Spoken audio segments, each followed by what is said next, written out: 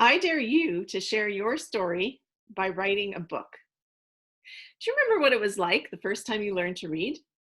I was about 5 and living in South Africa with my parents who were missionaries. And the first time I thought I was reading, I was probably just spouting off a book I had memorized. But a few months later, when I realized that those squiggles on the page actually had meaning, I was enthralled. And that excitement has never left me. I love to read and I love to write. I learned to develop my skills even better when I was 9, and I had to go 500 miles away from my parents by train to attend school because there were no local school options where we lived. Every week, I would sit down and I would write a letter to my parents. And I got really good at using my five senses to describe what was going on in my world. I really looked forward to receiving letters too. And I actually got to know my relatives from the United States and Canada through letters. And so reading and writing has been important for me from the very beginning. It wasn't until I was married and we found out that we probably would not be able to have children that writing became more important to me. I kept a diary and a journal, but after we went through infertility, I did get pregnant once and had a miscarriage.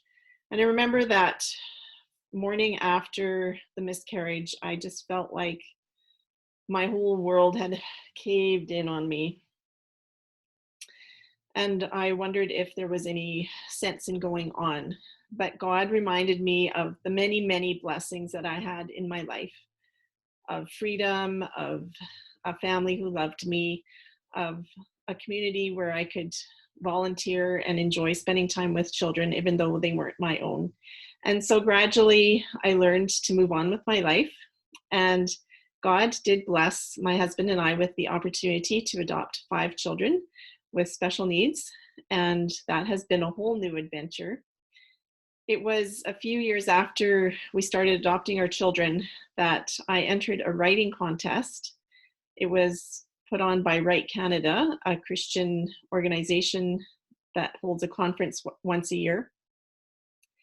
And I was just thrilled and amazed that I won first place. And so, as a result of that contest, I flew across Canada to the writing conference where all my expenses were paid. And I remember walking into that writing conference feeling like I was a fraud. Like, why am I here? I'm not a writer. And God used that time to bless me and equip me even further to be a writer. My first article that was published was about our journey through infertility and into adoption and how He met us through that. And it was published in Testimony magazine. And gradually I learned how to use my time and was able to continue developing my writing abilities and was published traditionally, and then learned how to self-publish because I was frustrated with not having control when I was being published by a traditional publisher. And so over the years, I learned even more skills and then took coaching training. And now it's my privilege to help other people who want to write, publish, and market their books. If you are thinking of writing a book, but wondering how you're ever going to do it, I would encourage you not to give up. As I mentioned, we adopted 5 children. And when I became serious about my writing, the children were 1 to 11. So as you can imagine, it was a very busy house. And I decided that I really needed to write, that God was calling me to do it, and I needed to be obedient. And so I rose every morning at 5 o'clock. Well, not every morning, but most mornings. And I would spend half an hour to an hour writing. And that is how I accomplished writing my first few articles and devotionals and my first book.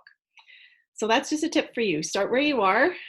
If you are a night owl, write at night. If you're a morning person, write in the morning, but find that 30 minutes to an hour every day where you can write and be consistent, and you'll be surprised at how fast it'll come together. Thanks.